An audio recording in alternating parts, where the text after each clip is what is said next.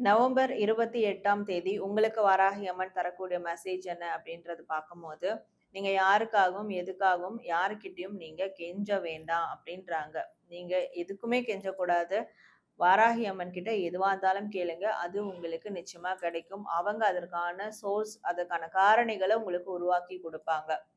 அப்படி உங்களுக்கு ஒரு விருப்பங்கள் இருக்குன்ற பட்சத்துல, நீங்க உங்களுடைய விருப்பங்கள ஒரு பிளெயின் பேப்பர்ல பாசிட்டிவான விருப்பங்கள எழுதி, வாராகி அம்மன் படத்துக்கோ, இல்ல வாராகி அம்மன் படத்திற்கு பின்னாடியோ, இல்ல உருவத்துக்கு பின்னாடியோ நீங்க அந்த பேப்பர வச்சுருங்க.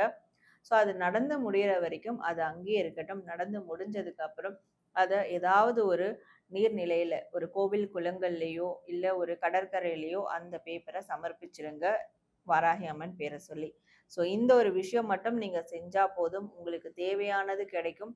ஆனா, நீங்க உங்களுக்கு தேவையான விஷயத்துக்காக யாருக்கிட்டயும் இதற்கு மேல கெஞ்சக்கூடாது அப்படின்றது தான் வராகி அம்மன் உங்களுக்கு தரக்கூடிய ஒரு மெசேஜா இருக்கு. நீங்க வராகி அம்மன் தாயே போற்றி அப்படின்னு டைப் பண்ணி ஒரு ஃபீட்பேக் கமெண்ட் பண்ணுங்க. நன்றி.